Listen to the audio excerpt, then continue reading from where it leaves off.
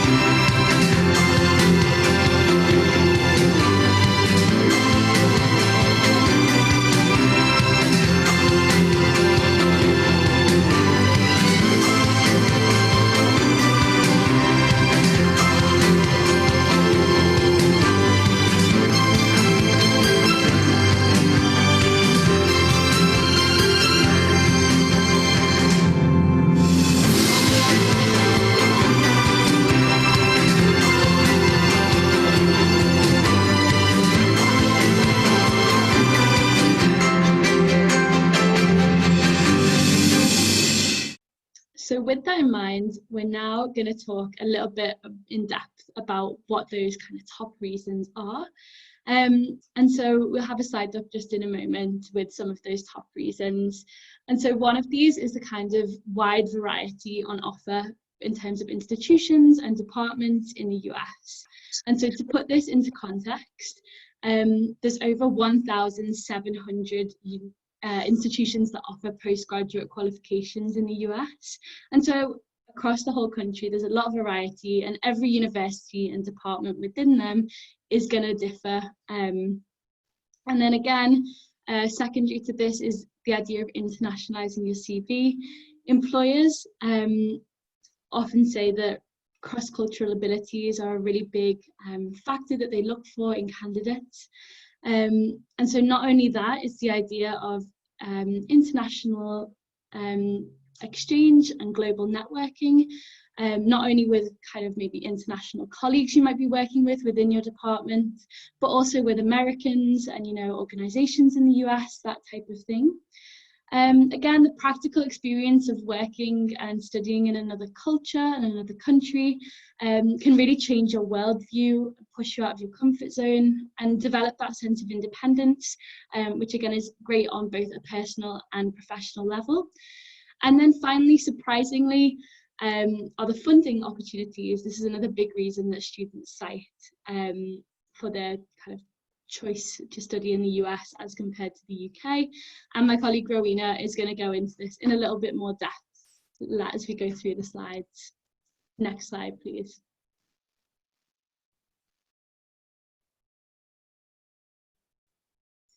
So I'm now going to briefly talk about some of the key differences between the US and the UK and how postgraduate qualifications kind of differ. And a large factor in this is actually the duration of programs. So typically in the US, programs are longer. So whereas here you might have a 1-year program, in the US you're typically going to be doing a 2-year master's. And PhD programs typically are somewhere between 4 and 6 years. But this might be more or less depending on the program, department, and things like that. In terms of PhDs, lots of PhD programs contain an integrated master's. And this means that there'll often be coursework during your first year or two. For those of you who have done a master's already and are looking to do a PhD program, this is a great time to really sharpen your skills and gain some more experience with teaching or doing research as an assistant within your department. And typically that kind of integrated master's piece within the PhD programs is not optional. And so it's just a great time to kind of expand your skill set and things like that. Another difference to highlight in the US is that there's no pure research degrees. Programs include coursework on the postgraduate level, and as well your coursework will often determine who your supervisor will end up being, so that's a really key component to this. Further to that, you'll note that in the US there are no set fees or standard application deadlines. US, as many of you will know, is very big on its freedoms, and so there's a great variety from university to university and from department to department on what those fees and deadlines will look like. So you want to be quite vigilant in your application process to make sure that all of those things are lining up. And finally, just another thing to be aware of, postgraduate programs are organised by the department and not by your supervisor. So you don't need to know your supervisor necessarily beforehand as you might in the UK, especially since some programs are more interdisciplinary, which means you might have multiple supervisors or a committee of supervisors. And you also don't need to necessarily have an in-depth research proposal ready to go. There's more of an expectation in the US that you figure this out throughout the course of your program. Next slide, please. Okay, so I'm now going to talk a little bit about the timeline that we suggest that you follow in this kind of application process. And because it is a more in-depth process than perhaps an application to a university here in the UK, essentially, we recommend that you to begin researching programs about 12 to 18 months before you plan to enroll at the university. And then about 10 to 12 months before you plan to enroll, you'll finalise a selection of where you'll be planning to apply. And around this same time, you'll want to be taking any required admissions exams and begin your applications for those kind of shortlisted universities and programs. Then about 8 to 10 months before you plan to enroll, you'll put together your application and submit according to those varied deadlines at the universities you're interested in. Then after that, around 4 to 7 months before you hand in the spring, usually, you'll hear back from the universities you applied to along with their admissions decisions. And then based off where you're accepted, you'll notify universities of your decision and apply for a visa, perhaps anywhere between 1 month and 3 months before you plan to enroll. And then after you've secured your visa, we have a lot of pre-departure information on our website that you can refer to help you regarding, your travel, living arrangement, campus life, that type of thing. And then you'll typically begin your studies, head off to the US. Just to flag here that usually programs in the US will begin slightly earlier than UK universities. So typically this will happen around mid-August to early September. Next slide, please. Okay, so that was a brief introduction into some of the key things to expect in applying to a US university. I'm now going to talk a little bit more in depth about choosing a particular program. As I mentioned earlier, there are over 1,700 institutions offering postgraduate programs. So there is a lot of options out there, and each institution and department is going to be different. So with that in mind, how do you go about narrowing down where you actually want to apply? Next slide.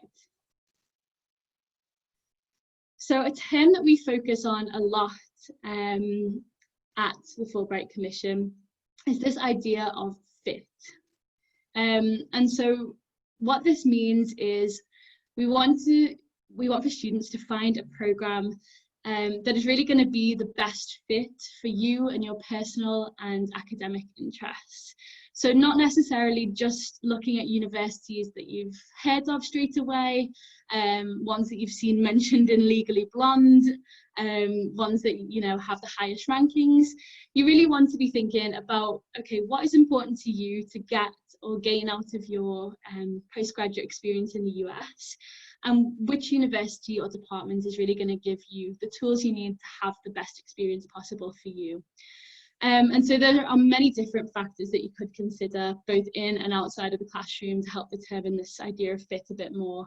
It might be, if you're talking academically, the types of programs on offer and the departments, the availability of funding, which we'll talk a little bit more about later on. It might also be kind of beyond that, it might be location. If you really don't like the snow, perhaps the Northeast in winter is not a great place for you to be, or the Midwest.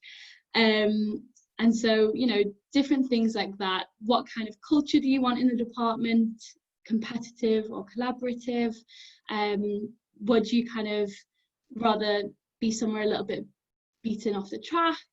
Where you might be in a bit more of a rural place to save some money as compared to being slap bang in the middle of a city.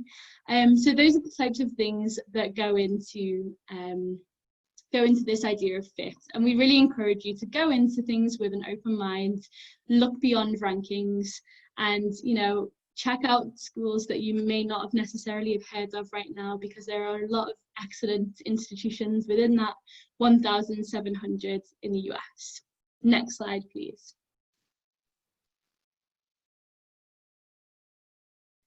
So again, just to delve into some of these factors to consider, you've got different types of institutions. So you have public and private universities, which has to do with how universities are funded. There are research intensive universities, which have that kind of focus on world-class research. You'll also have specialist institutions, which might have a focus on art or design or business, those types of things. In terms of program type, you'll want to be thinking about things like your career goals and qualifications. and any concentrations that you might very specifically be interested in. You might also want to be part of a program that has an internship opportunity involved. That all of these types of factors are things that you'll want to be thinking about in your research process.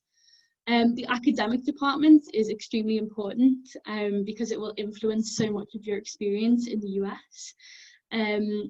Again, as I was saying earlier, do you want to be in a big and competitive department, or would you rather have a small, close-knit community of people who you really trust and get on with and work very closely with?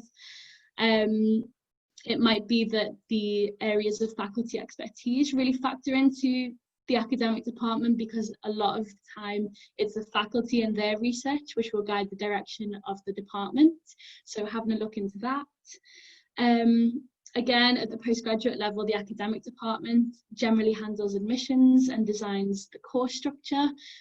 So again, this will really impact your experience as a postgraduate student, and the kind of size, the atmosphere, and finding the right space for you where you can have opportunities to do, whether it's teaching, research, attending conferences, you name it, having a look out for what's important to you. Next, obviously, the location. It can be a really important factor for many students. The US is a massive country. It spans 6 different geographic zones. And so you want to be thinking about things like climate, access to transportation. Perhaps you'd have to have a car if you were living in certain areas of the country. You might also be thinking about centres of excellence in particular fields. So perhaps you'd want to be looking in the DC area if you're interested in political science, maybe, you know, New York if you're interested in finance, that type of thing. And also the kind of extracurricular opportunities that might present themselves through being in a particular location and getting to explore maybe the natural beauty of different parts of the US. Finally, finances is a really big thing for many students to consider. Again, we'll talk in some more depth about this later in the webinar, but if funding is important to you, then this needs to be part of your choosing process right from the beginning, because oftentimes funding, especially from the university, is awarded alongside your application. And so you don't want to be thinking about funding after you've already applied and being accepted, because then at that stage it might already be too late, and we don't want for you to be disappointed later down the line. Next slide. So with that in mind, and all of those different factors to consider, how might you go about narrowing down your options? So on our website, we actually have a page on choosing a university, which includes a lot of links to helpful resources and search engines, such as findaphd.com and gradschools.com. So that is one really great starting point to have a think about narrowing the options down.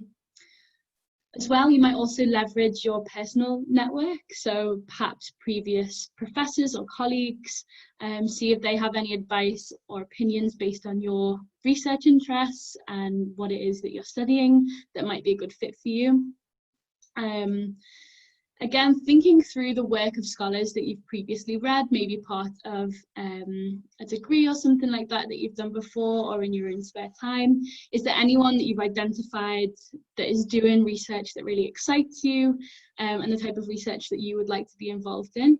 Have a look at where they're teaching and where are their colleagues teaching, because that can really inspire you to open up those research avenues.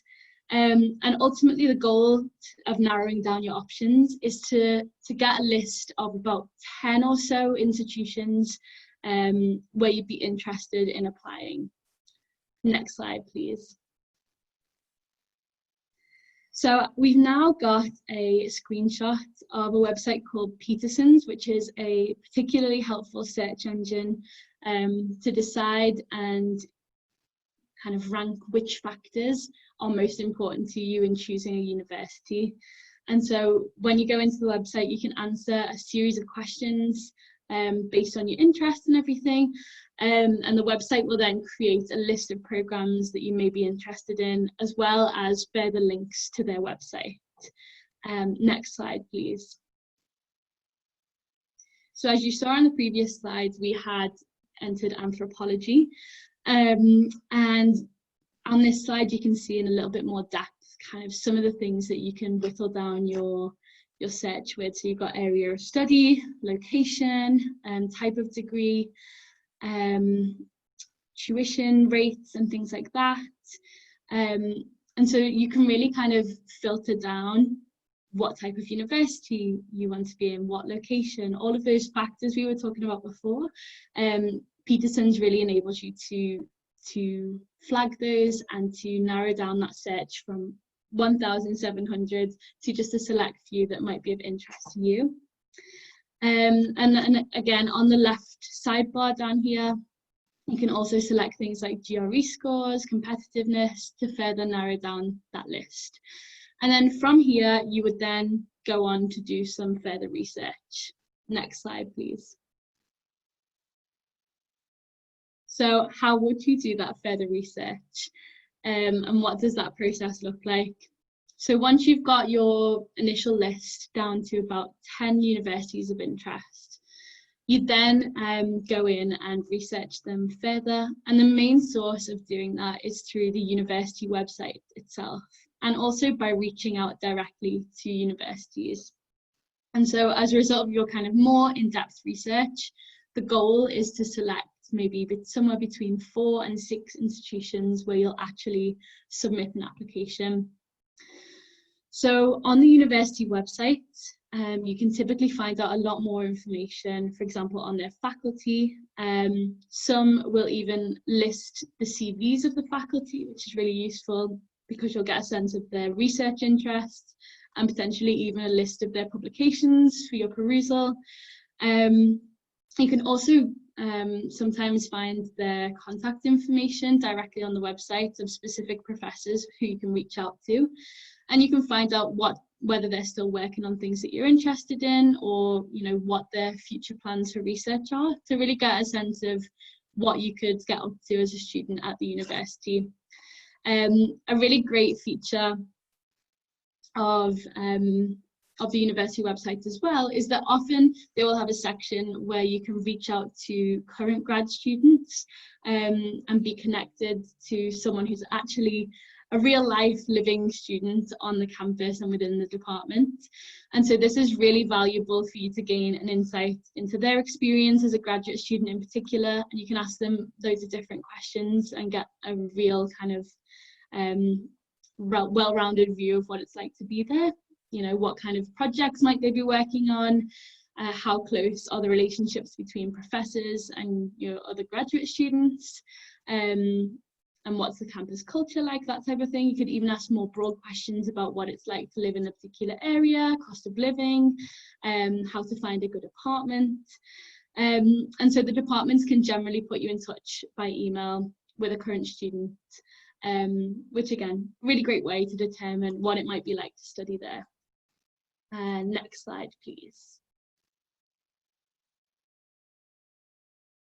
So that was kind of a bit of an overview about some of the main reasons why you might want to study in the US, and also this idea of the choosing process. So I'm now going to hand over to Rowena, who's going to talk a little bit more about the actual process of completing an application as well as funding.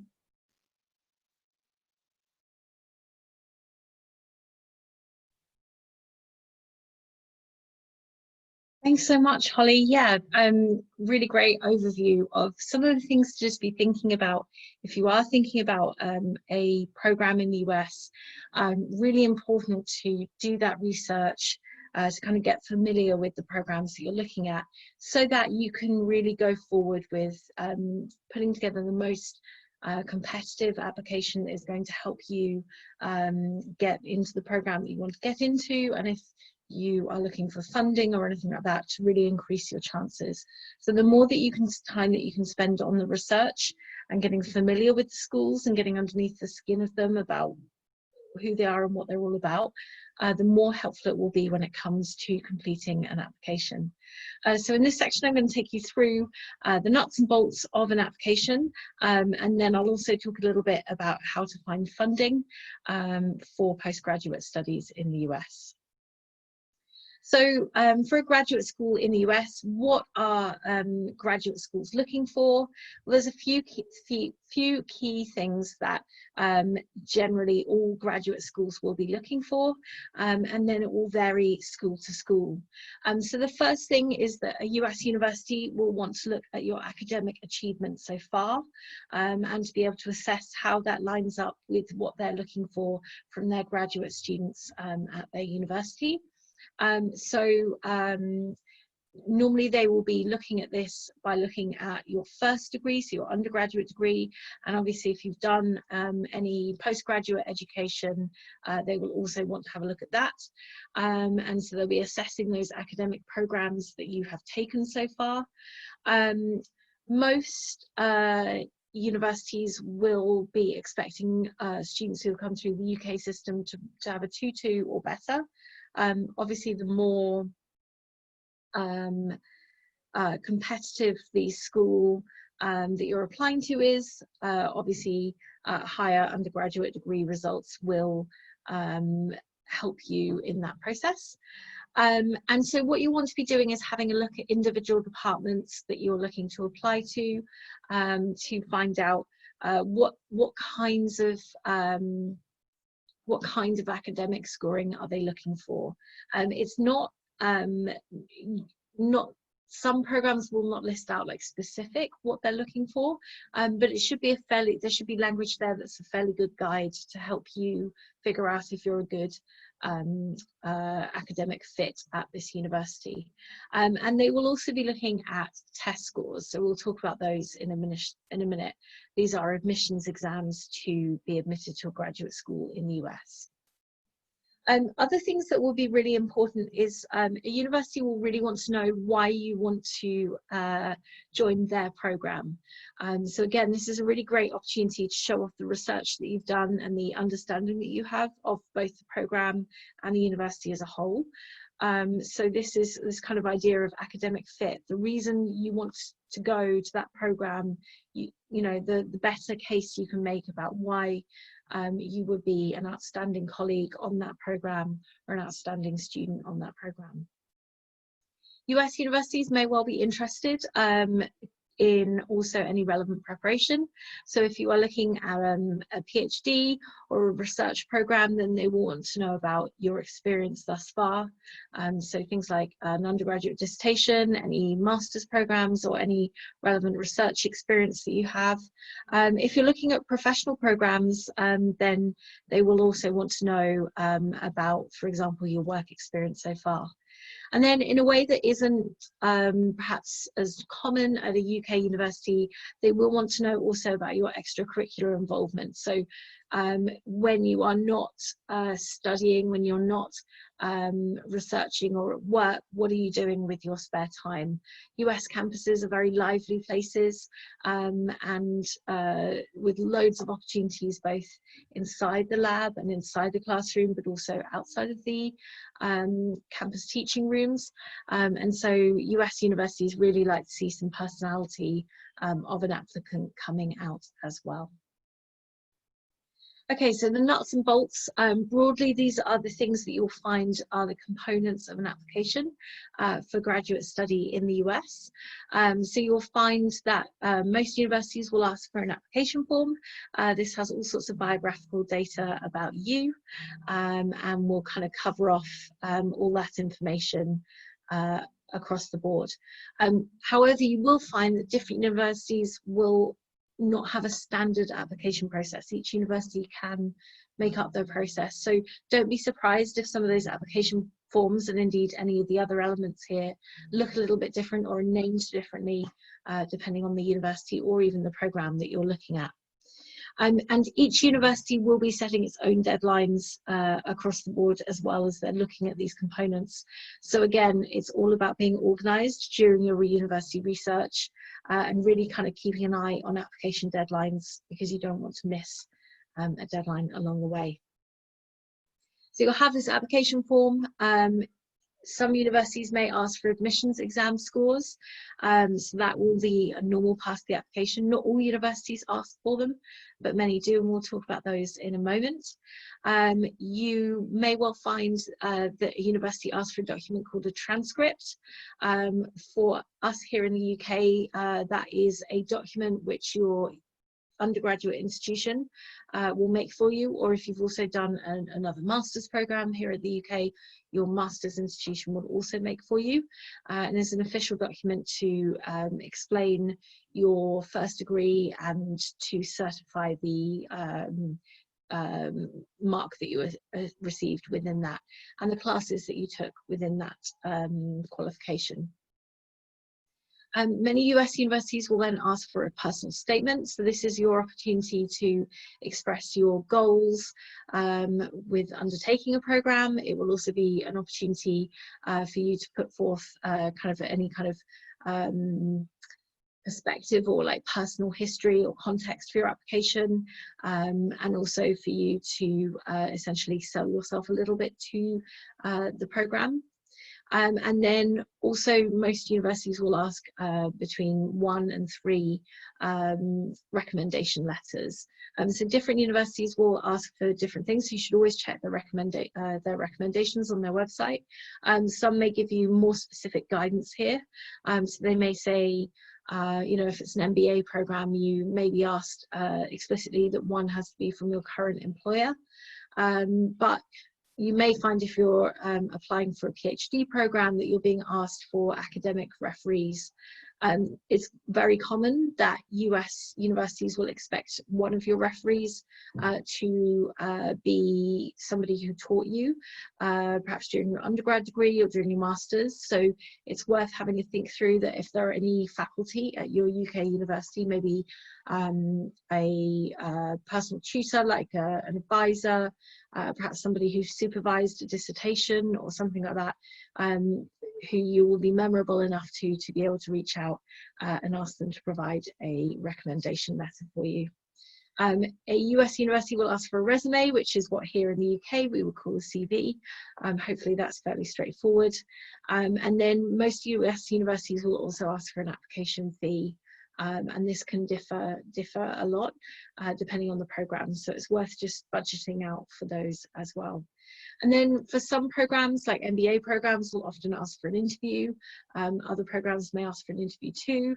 If you're applying for a performing arts program or something like that, you may well find that they ask you to submit a portfolio or something like that as well. So just being aware of the kind of application components that go into each single application that you would submit to a US university.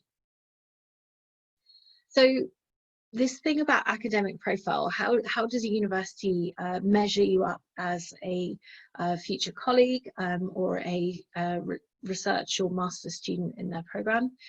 So they will be looking at those grades from your UK qualifications.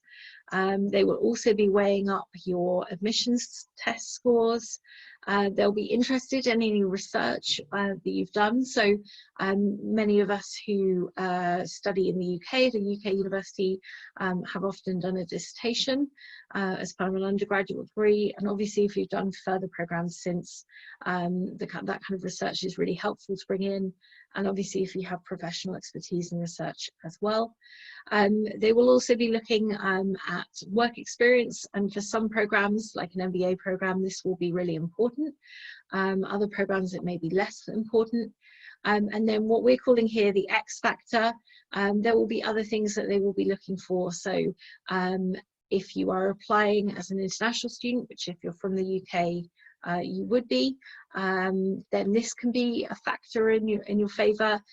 Maybe you have a very different undergraduate program and you can really make a strong case as to why you would bring something to their graduate program. Maybe that will help set you apart.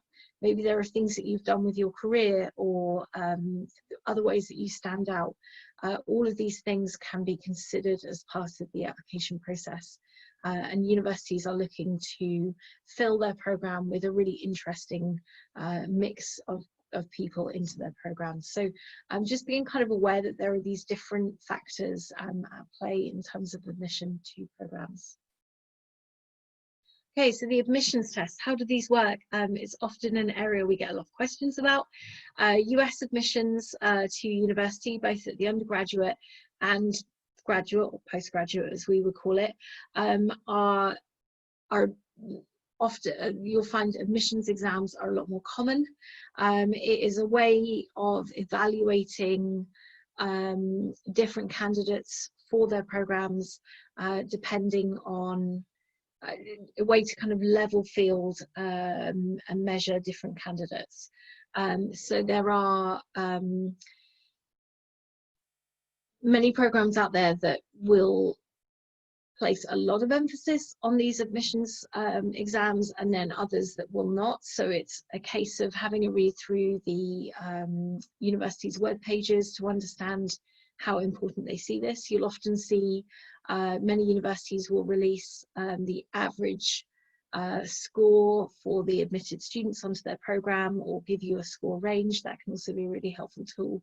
But it's a way of separating out candidates from a very diverse set of universities, as there are in the US.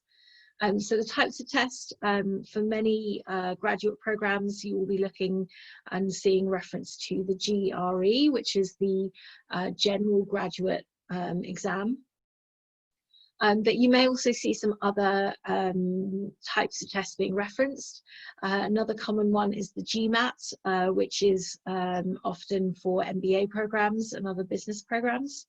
You might see references the MCAT, which is the American Medical Admissions Exam, or you might see reference the LSAT, which is the American Law Exam. So these are the types of tests that you'll find out there. These tests are quite different to anything we sit here in the UK. They're multiple choice and delivered under a strict time limit. Normally with the GRE, for example, it's assessing both your verbal abilities as well as your quantitative abilities. So expect that you will find a set of questions that will test everything from logic and probability and other maths kind of style questions, right the way through to reading comprehension, grammar, and you know, all that kind of comprehension side of things. First of all, understand what the university is asking for you. Is a GRE score necessary for the program that you're looking at?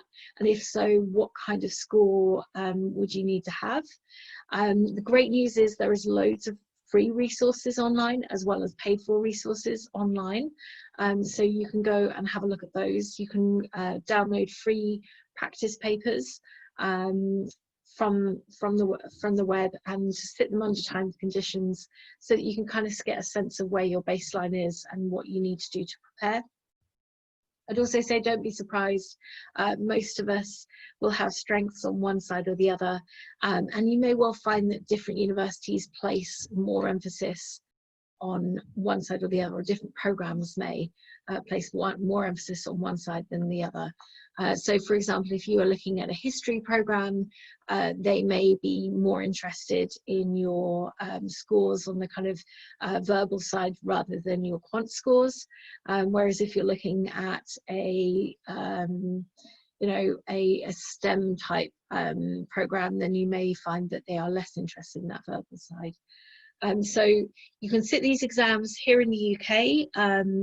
The GMAT and the GRE are available at certain points in the year, and you can sit those, and they're offered by computer, and with the COVID-19 situation, many of these test providers are working hard to make sure that the tests are even more accessible to us. But you can sit them here in the UK, you register for them, and then you pay the exam fee, and then you can sit for them. Loads of resources. If you're on our website, we've got some links out to some helpful resources to get started, and you can kind of prepare towards those scores. Okay, another part of the application is the personal statement, and this is just really important to know that it's just very different to a UK personal statement. So just being aware that it's a really important part of your application, and something that we in the UK often haven't written anything quite in this style. It's an opportunity, think less UCAS personal statement and think more an opportunity to build a case and to set out your stall about what you would offer to the programme and showcase what you would bring to the programme. Some universities may ask you to provide an essay rather than a personal statement, so do make sure you're having a look at their website and their application requirements, whether they're looking for an essay, whether a personal statement.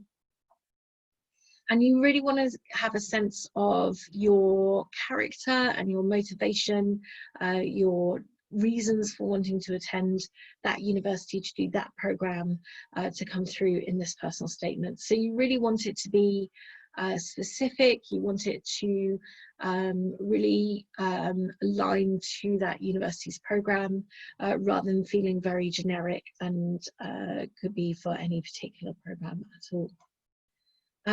There's no particular set structure for this statement, so it's a little bit open-ended unless the university has specified something. What you'll find many American students do is perhaps start with a quote or an anecdote that kind of scene sets their personal statement, and scene sets ready for their what they're going to write. So you may find that they might talk about, you know, why they became interested in chemistry, or perhaps the very first business that they started as a child, and then trace through the motivations to wanting to take an MBA at this point. That's very common with US personal statements, to bring out a sense of the character and the person behind the application along the way. So you don't need to necessarily present exactly why you what you're going to research. It's not necessarily, unless the university is asking for a research statement, this isn't necessarily a place that you want to kind of set out your research topic, mostly because many US universities will expect you to kind of develop that alongside throughout your program, but it is more that opportunity to showcase yourself and to highlight who you are as a human being, as well as a student. So just really thinking a little bit about what you want to say and what is your pitch to the university to take you onto their program. Okay, and then these letters of recommendation again are a little bit different to how we might do letters of recommendation here in the UK. You will want to think quite carefully about who you're going to ask. As I said, you may want to think about if you've got a faculty member at your undergraduate institution, or if you've taken a master's, perhaps there is somebody at the university who can talk to you as a colleague or as a student in their classroom, and really give the US program a sense of what you're like in that context. But you could also have a think, if there are, for a second referee, you may want to think if there's somebody who can speak to your character and your motivation more generally. There may be some guidance from the university, otherwise it's kind of open to you. I would normally recommend seeing if there is a professor or a faculty member at your undergraduate institution that you do have a strong relationship with. That would be really helpful. You also want to just select somebody who's going to be supportive and talk about you in the context of the pitch that you're making about yourself. So that will be helpful as well. So you want to have a think about that. And these are marketing tools for you as an applicant. So you obviously want somebody who is going to big you up as an applicant to a program. And since we're in the UK, many UK people are quite known for our modesty. This is a moment to encourage your referee to be enthusiastic, positive and descriptive about you, and to provide that insight. American admissions folks often know that here in the UK we tend to be a little bit less effusive than Americans might be, but even so, it's worth thinking about somebody who will be willing to be as positive about you as you can possibly find.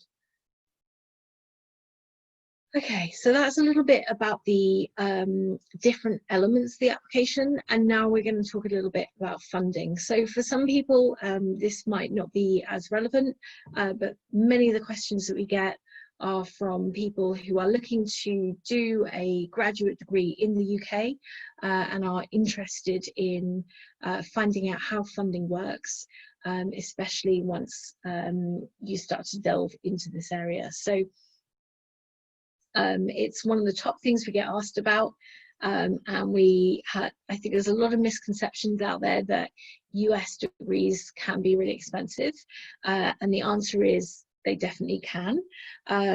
But if you are willing to be strategic and you're willing to be open-minded and willing to be a bit flexible, hopefully what I'm going to share here is some tips to how to think forward to making US study actually perhaps much more affordable than you might have been led to believe at this point. So there is some really good news that there is funding on offer. So here's some ways to think about money for US universities. So the first thing to say is that there is a real culture in the US of saving and paying for college, paying for university, in a way that we don't really have here in the UK. So it is, education is seen as a real privilege, and families will work quite hard to get their students both through their undergraduate and maybe through graduate school as well, and it is seen as something to be kind of strived for and valued along the way. And so you know, there will be an expectation that you know, if you have funding, that you would be looking to put that towards your studies. That's one form of funding, to think about what money do you have available to you, either you personally or perhaps if you're lucky enough to have funding from your families.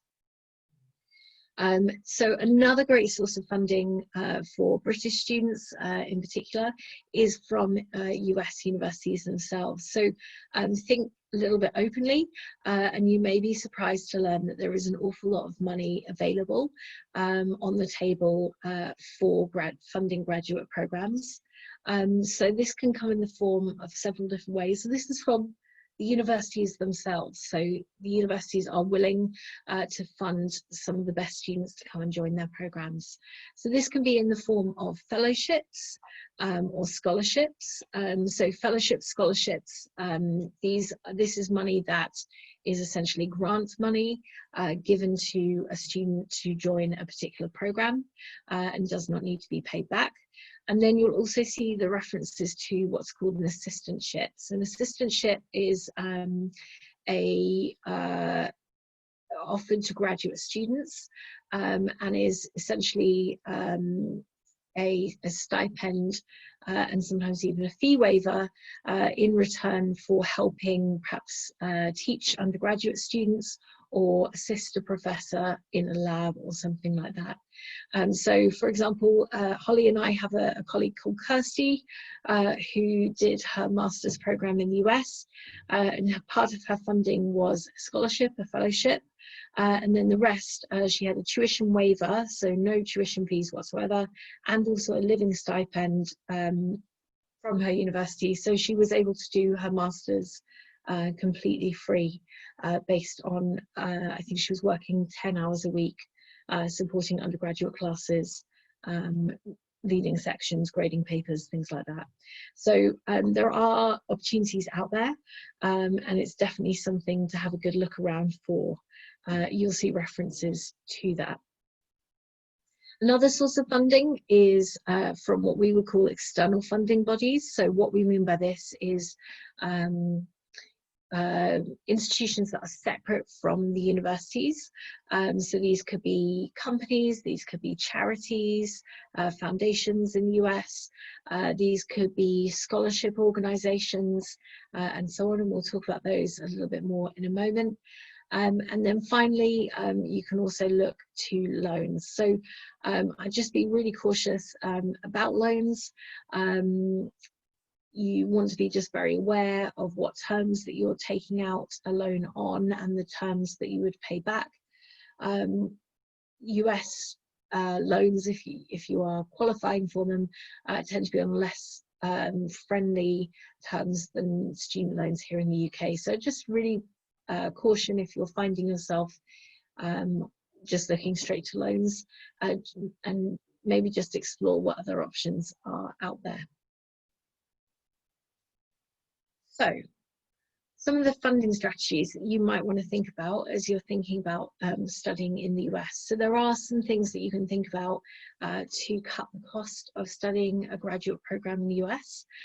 So you can think about places that might have a lower cost of living. So as you're looking at your university research, you can factor this in. So just like if you pursue a program in the middle of central London, you're going to find your living costs are much higher than if you say took a program in Lancaster, where you might find your living costs are lower. So too, taking a program in the middle of Manhattan is going to be more expensive as a cost of living than perhaps somewhere like Michigan, which has a much lower cost of living. So you may want to think about that balance and the impact on your quality of life as you go as well. You can also have a think about universities that offer lower tuition. So you will tend to find that programs at state universities will tend to be lower in cost than the cost to attend private universities. So if funding is a factor, this might be something that you want to think about as well. So looking at these very varying fees that you will start to see can be a real factor as well. And then finally, thinking about university funding, is there funding that you can access from the university? And I just caution that you can't necessarily use all of these strategies in one go. So you may find that universities with lower tuition might have fewer assistantships or fellowships available, whereas perhaps universities with a higher cost of tuition actually might have more money available in the form of assistantships. So just kind of being aware of these different factors at play and how you can use these different strategies during your university search. And just as an example here, I want to give you an example of these two universities.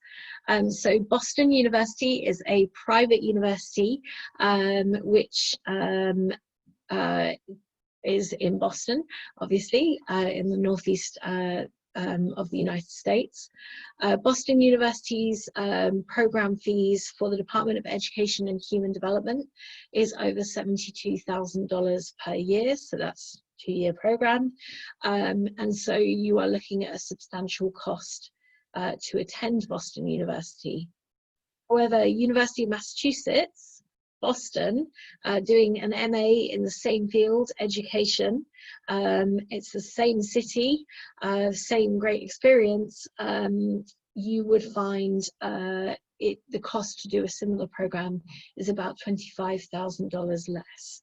And sometimes you may even find that some of these universities have relationships with each other, which means you might be able to take classes at somewhere like Boston University whilst attending University of Massachusetts. So just having a think about, open-mindedly think about the different universities available to you and what do their programs have. You will be able to find different universities available to you. So just thinking about some of those funding opportunities, we're just going to dig in now into a couple of different things to think about. So in terms of identifying funding opportunities, the first thing I would always do is to go and have a look on the university website, the program website. So go and have a look on the department pages, on the actual program pages, and then also have a look at the graduate school pages for that university to just see if you can identify any assistantships or fellowships that might be available. And so what you want to see is, what are they saying about funding? There's normally a fairly clear signposting because universities get asked this a lot. Do they have any funding available? How much is available? When is it available? Is it something that you have to apply for separately? Do you need to be applying earlier in the cycle to achieve it? Often that's the case. So if you are thinking about funding, you want to be thinking about going to make your application as early as possible in that cycle. If the information isn't available, you can always email the program organizer and get in touch with them. They do expect to hear from students, and it's not frowned upon to get in touch with them. So you want to have a think about how competitive would you be if there's funding on offer? How competitive would you be in terms of your academic profile, in terms of what you can offer to that program? The more competitive the program is, you'll likely find that the funding will go to the most competitive students on that program. So you just want to be thinking about that. You want to think a little bit about, you know, how many assistantships might be available. Are they full funding, and do they include a tuition waiver, or actually are they partial? So maybe they offer significant discounts to the program costs. So finding out this information, how are they awarded? What criteria does a university think about when they look at them? And do they look at your GRE score, so your admissions exam score? Some may not. It's worth having a think about all of these things. And then you may want to check if there's any additional requirements that you would need to fulfill in order to qualify for that assistantship. So we're going to go and have a little look at a little example of the kinds of things that you might be looking for. So this is the University of North Carolina at Chapel Hill. It's a top public research university, UNC Chapel Hill, and this is looking in the Department of Political Science at their graduate program. And you can see here on the left of my screen, you've got the graduate program, you've got some of the different parts of the information about this particular program, and they have clearly signposted fellowships and assistantships. So we're now on that page, and then we've highlighted some phrases here. So you can see here they say most students in the Department of Political Science are supported by fellowships and assistantships. If I was reading this, an interest in political science, I'd be saying, cool, it's a really clear sign straight out that there is money available on the table and open for students, and that many of the students on this program are accessing this funding. And then it details a little bit of information. These awards require service duties that range from 10 to 15 hours per week during the academic year. Might be teaching an elementary course, you know, running sections, assisting a faculty member, all great experiences as well. After the first year, graduate students must demonstrate the ability to teach in English in order to be eligible for further support. And then you can see graduate students in political science are also eligible for a variety of competitive university-wide fellowships. So not only is there funding available for this particular program, but UNC Chapel Hill is looking to support brilliant graduate students across the board. So there are a number of fellowships. These are grants that are available for students, and then they link off to more information. And then you can see at the bottom, the last sentence, it's worth noting that Chapel Hill is a highly livable college town with a low cost of living. So again, this is a great sign that this may be a great place to be a graduate student. The university is thinking about its pitch and its ability to provide a very livable space as well. So this is just one example. We've kind of picked it at random, but we think it's a good example of the kinds of language and the kinds of things that you might be on the lookout for during your research process, especially if money is something that you're looking for. Okay, so just thinking about other forms of funding, we'll talk about these briefly, but very happy to take questions about the Fulbright Awards. So feel free to pop them in the Q&A box if I don't cover the information you're looking for here. So as you'll remember, I said about that there are organisations that are willing to support students to undertake graduate study in the US.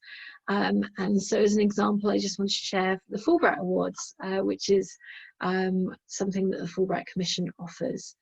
So we're an example of an external funding body that offers a particular programme for British students to apply to US universities. The Fulbright Awards are an incredible programme that is not just a funding scholarship, but also a whole leadership programme, really engaging people in their local communities, that cultural exchange, thinking about that exchange between the UK and the US and how both countries and the peoples of those countries can exchange knowledge and understanding with each other. So to do that, further that mission, we fund a number of people from the UK. It's normally around 40 to 50 people a year to go to the US and to start their programs in the US. So these are funding grants plus a range of enrichment activities to support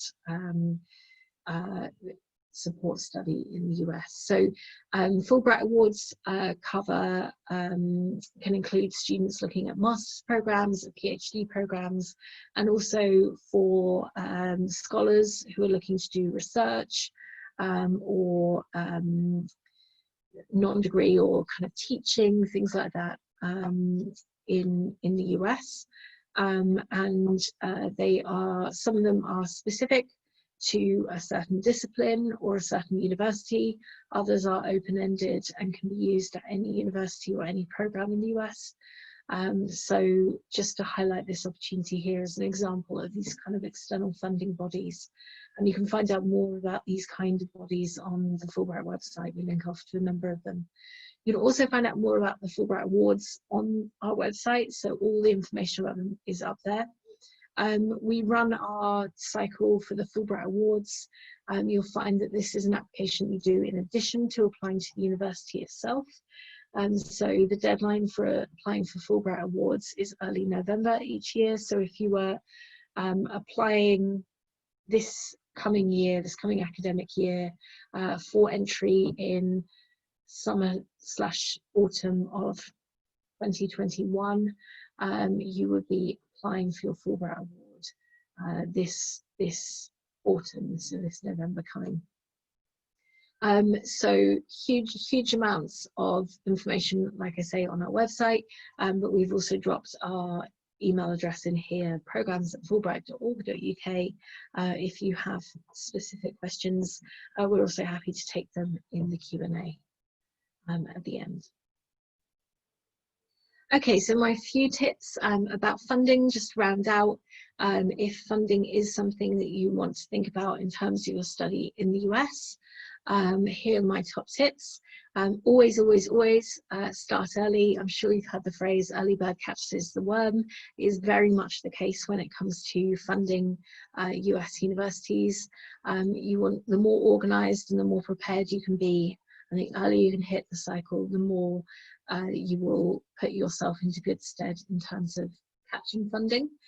You want to put in that extra time and effort. So the more that you can both research funding opportunities and be willing to be open-minded about those opportunities, that will serve you well. And also the better job you do of researching different programs and getting really clear why one particular program is a good fit for you will really help you. Why are you excited about that program at that university?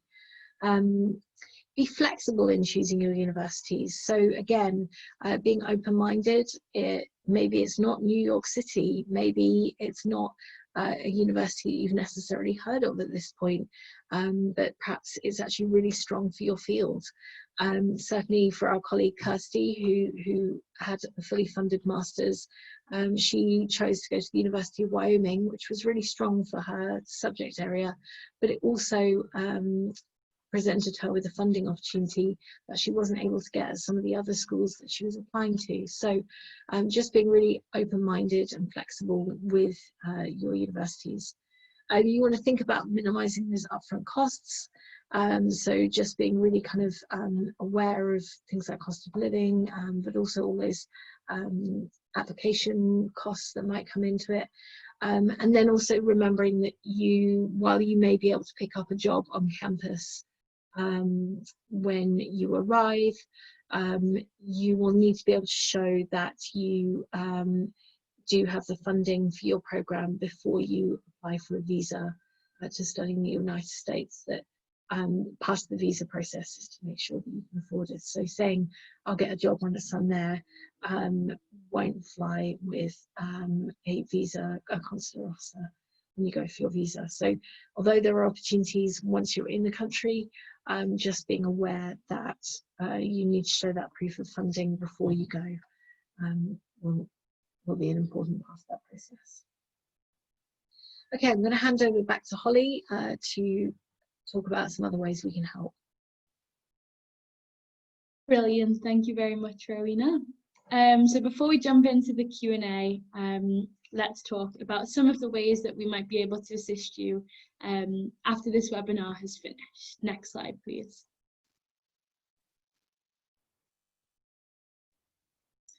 So perhaps your kind of first point of call should be the Fulbright website. On our website, we have lots of advice and guides and information about upcoming events that we would really encourage you to check out. So along the top here, there is a section called Going to the USA. If you click on that, you can drop down to a postgraduate guide. And within the Education USA advice section, there is all sorts of information and links with details on choosing a university, funding and applying. And again, there is also a Fulbright Awards section, which details information about each award category, its benefits, the selection criteria, and other application procedures. So the Fulbright website is a really great place to go. If you're stuck on anything, you're bound to find some sort of answer to some of the questions that you may have. Next slide, please. We also take questions by phone and email. So we have an advising line which is open on Tuesday and Thursday afternoons, and again all contact information can be found on our website. We have an advising inbox which is advising@fulbright.org.uk, and again you can find that on our website, and this is something that we check every day. So if you do have any specific questions that are quite unique to you, please do feel free to get in touch to us as and when you have questions throughout the process, and we're more than happy to help as best as we can. Next slide, please. And finally, you're already doing a great job of this already. We host a number of events throughout the year about studying in the US, mostly online at the moment, but when we're not in the situation we're in person as well. So for postgraduate students, we typically hold 3 to 4 seminars or webinars like this per year. We actually have another one in June, if that's of interest to you. We also attend various postgraduate fairs throughout the year, such as Find a PhD, where you can come and talk to us. And again, sometimes we'll have webinars with US universities talking about particular topics of interest. So that might be something to keep an eye out for on our website going forward. Next slide, please. So we have now reached the Q&A section of the webinar. Please drop any questions you might have down below in the Q&A box where we'll best be able to see them. If you can keep your questions quite general, so that they can be as helpful for everyone who's tuning in tonight. And then if you do have more specific or niche questions, feel free, as I say, to send us an email or give us a call, as mentioned before. One question I have for you, Rowena, is the university I'd like to go to is a religious university. Will this affect the way the programme is delivered, and will it affect my experience as a student? Great question, Harriet, and great question. So what I just say here is each US university has a very different personality. Universities in the US, because of the decentralized system that they have there, each university has can be quite different to other universities, far more than you would find here in the UK, where universities tend to operate in a very similar way. So you'll find that personality starts to come out both in terms of the campus experience and also possibly the programs that they offer. So my first tip would be to spend a bit of time getting familiar and comparing to other universities. So make sure you're never looking at just one program, but make sure you're looking at a range of programs so you can start to identify the differences between them. And then also you can get in touch with the university themselves. There'll be a department organizer for the program. You may well be able to put in touch with other students on the program, or maybe even other international students, graduate students at the university. So that can also be a really good sense of insight into the university. And then there's some other things like checking them out on social media. That can be a really good way to get a sense of what a university values and how they approach things, and then deciding if that's a good fit for you in terms of your program.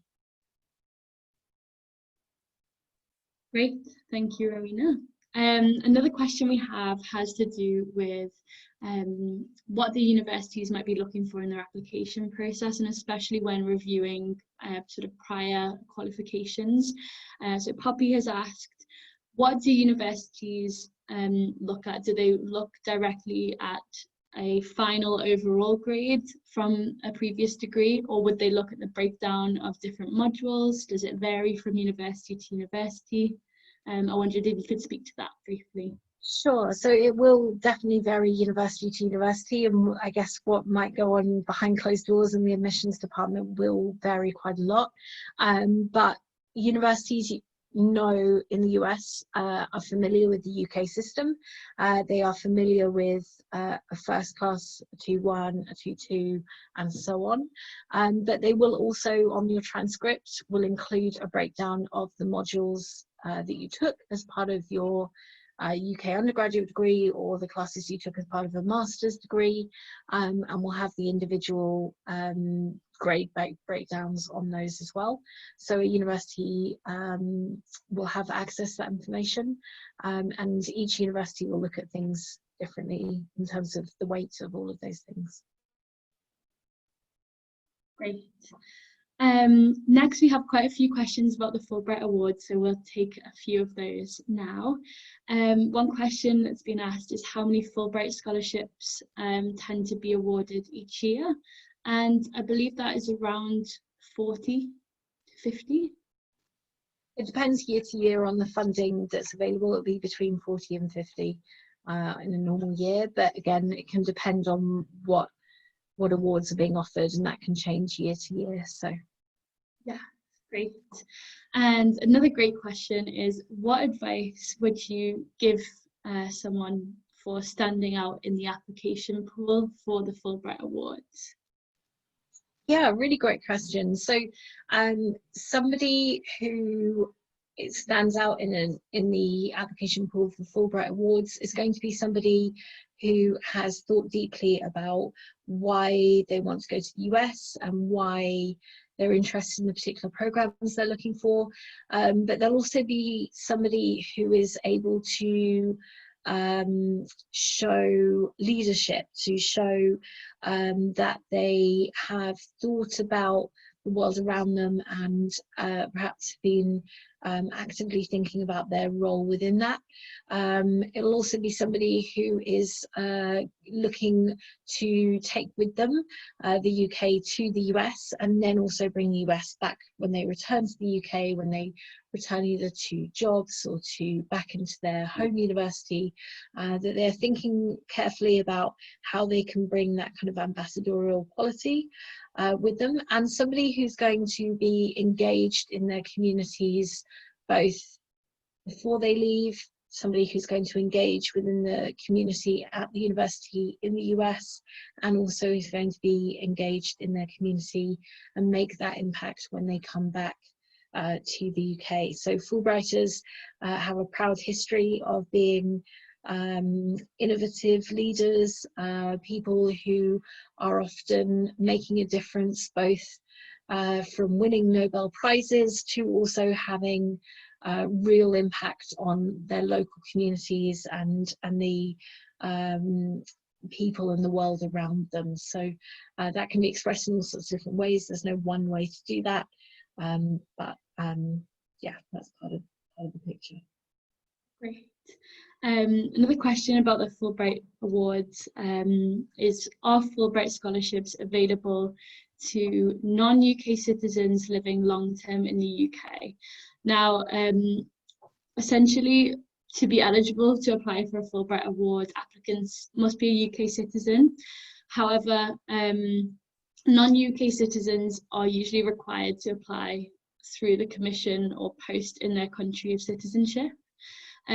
But that said, applications from non-UK citizens who are based in the UK and are committed to a life and career in the UK might also be considered if the applicant is unable to apply for a Fulbright Award in their country of citizenship.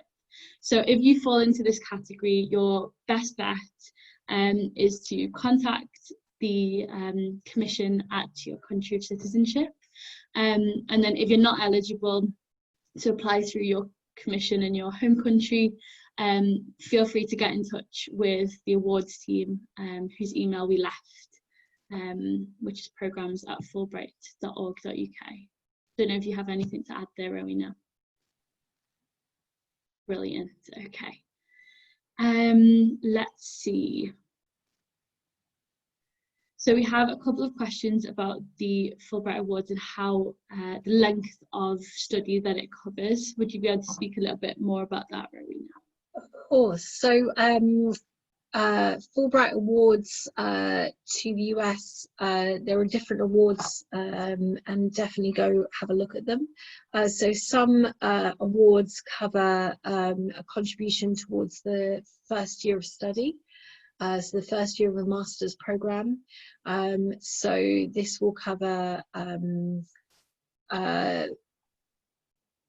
both tuition funding and living costs up to a certain amount. I think it's $45,000 for that first year of study. And other Fulbright Awards can cover the whole thing, the whole program, plus a living stipend. So, for example, looking at the Fulbright Award for University of South Florida is an incredibly generous award, or looking at Brown University, there's a PhD award, is incredibly generous as well. So different Fulbright Awards have different, cover different things, and it's definitely worth going and having a look on our website. And I would just flag as well that we have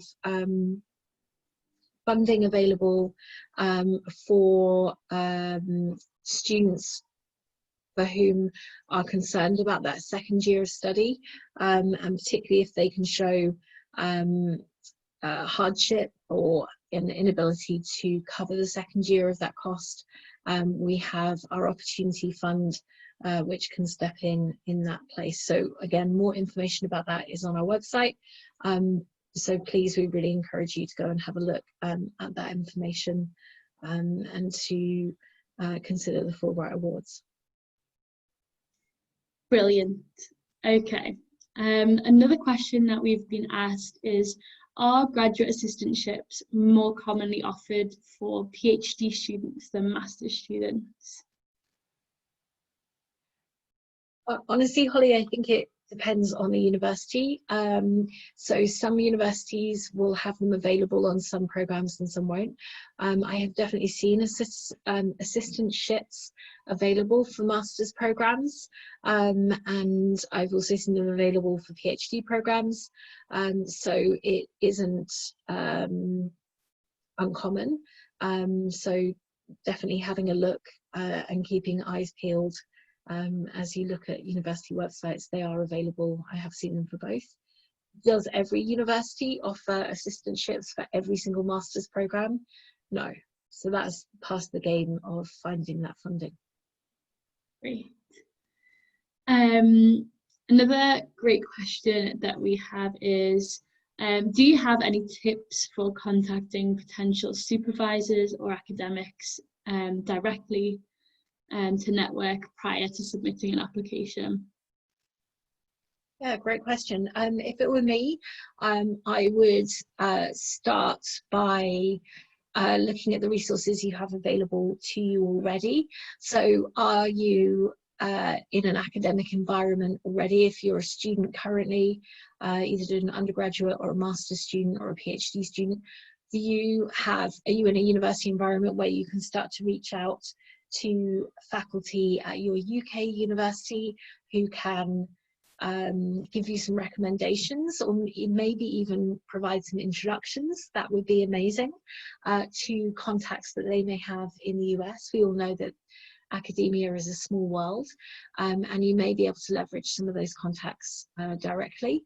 And then on top of that, as you're looking at programs, you'll find that graduate program websites will often have links out to the faculty web pages of their faculty in that department of the university, and you can start to see their professional pages on those websites. They'll often have links to their research, and you'll also be able to see their contact details. So again, that can be a way to learn more about life in that department, and to build out some really valuable contacts. And then the other thing you can do is obviously using your current opportunities.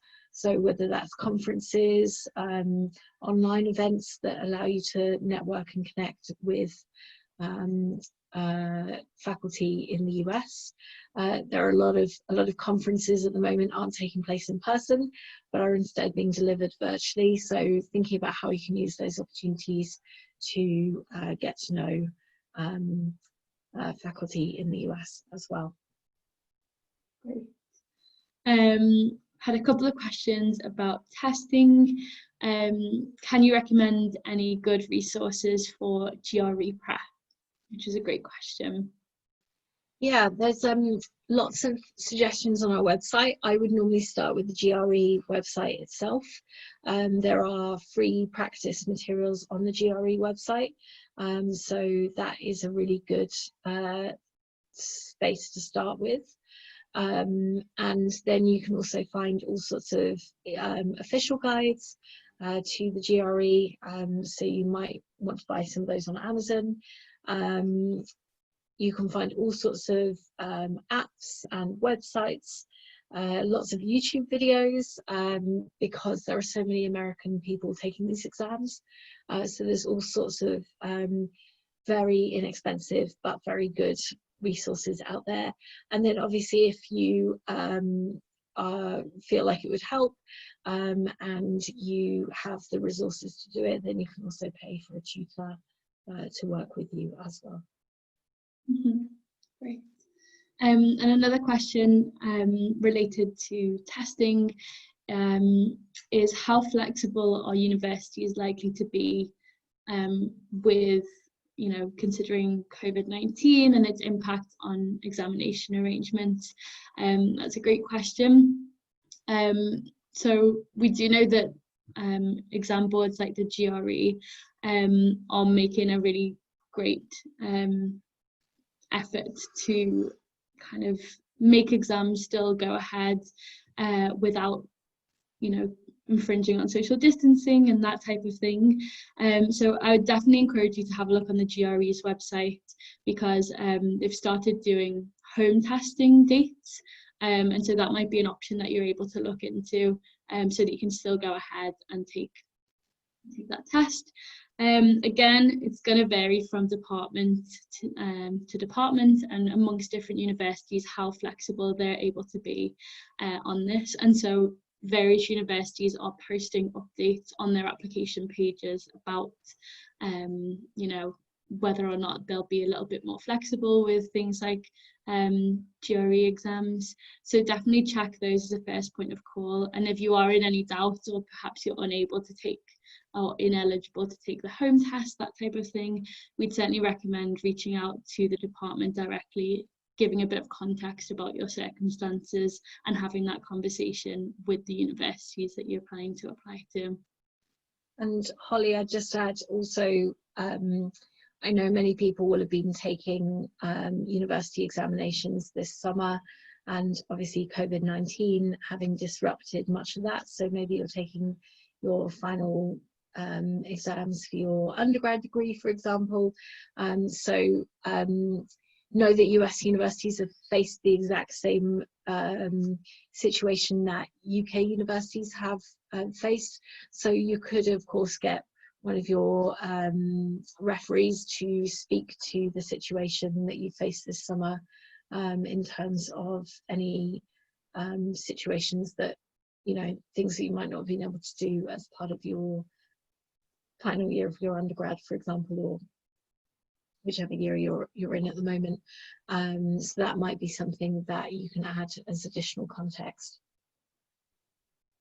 And I think universities will be very receptive to that at the moment, because they have faced the same thing with their students as well. Mm-hmm. Definitely.